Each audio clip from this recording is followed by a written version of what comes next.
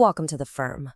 Look, as junior analysts stepping onto the trading floor for the first time, you are about to walk into a wildly high-pressure environment where millions of dollars literally move in the blink of an eye.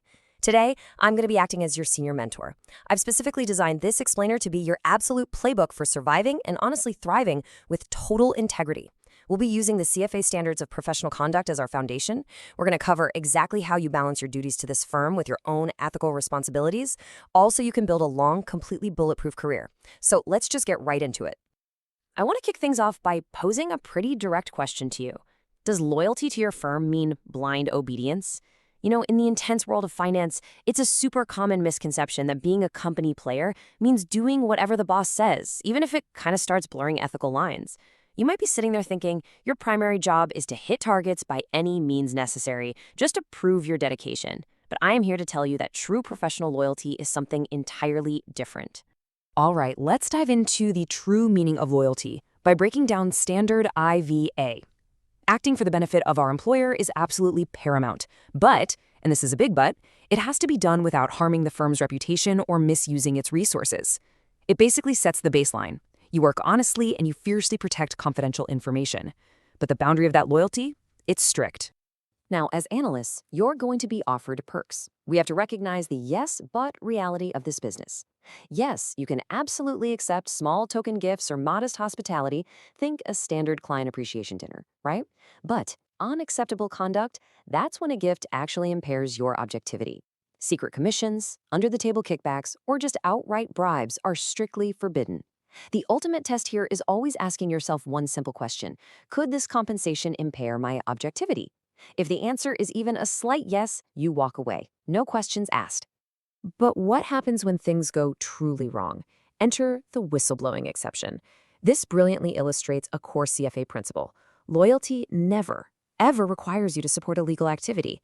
If you uncover accounting fraud, insider trading, or market manipulation happening inside our own walls, your ethical duty completely overrides your loyalty to the employer. Exposing the truth isn't disloyalty. Sometimes it is literally your highest professional duty. Blind obedience to a corrupt directive, that is a fast track to ending your career for good. Let's step away from textbook theory for a second and look at some real-world trials of loyalty. We're talking about actual, high-stakes situations you or your colleagues might face right out there on the floor. Imagine this real-time scenario. An analyst at a major firm, say Morgan Stanley, is gearing up to leave for a competitor. Right before handing in their resignation, they quietly copy the employer's client database onto a flash drive to, jumpstart their new role. If you ever discover a colleague pulling this exact move, or hey, if you're ever tempted to do it yourself, you need to understand something fundamental. That client list isn't just some phone book, it is proprietary employer property. Taking it is a massive violation of the core duties of loyalty, confidentiality, and professional conduct. So the crucial takeaway here is following these exact steps for correct ethical conduct when transitioning jobs. Step 1. You are absolutely allowed to use the personal experience and skills you've gained. Step 2.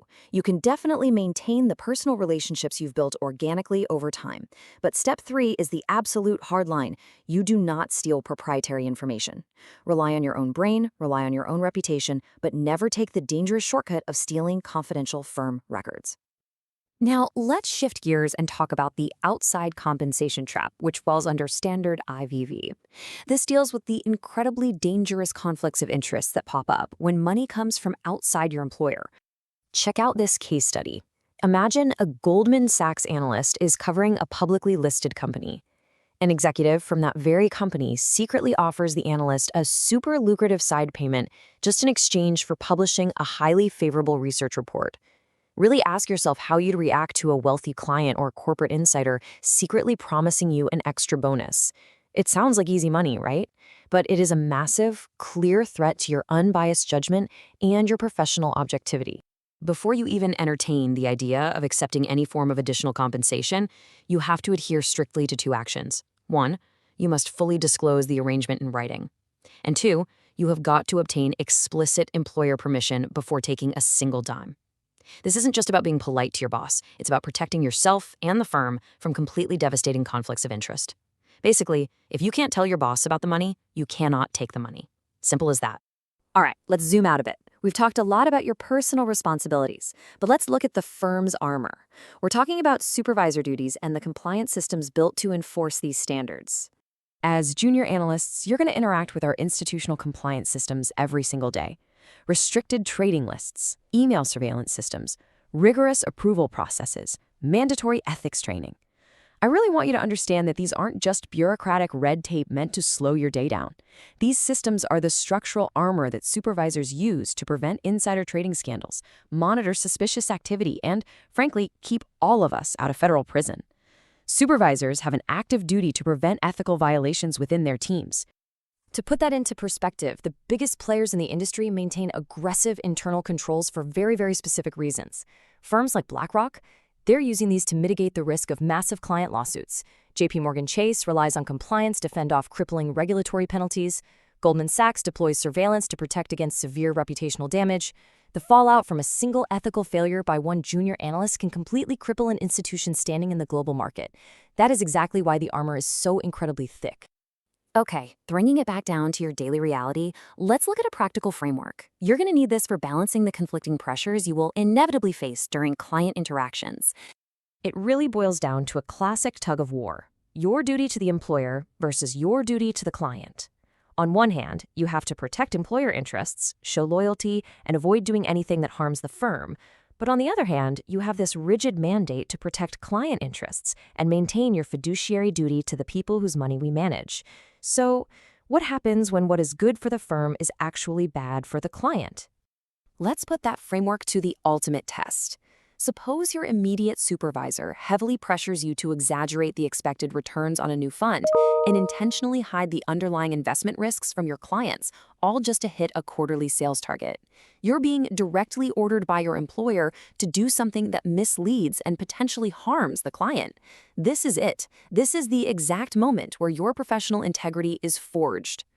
In these types of direct conflicts, you have to know that ethical standards and client interests generally take priority over an employer's unethical instructions.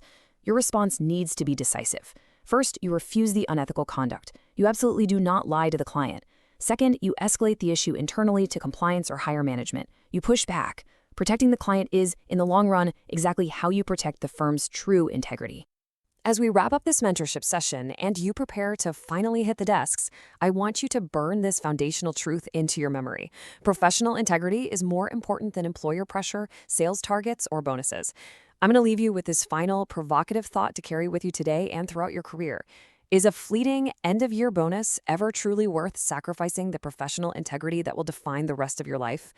Keep that in mind, trust the framework, and you're going to do great out there. Thanks for joining me on this explainer.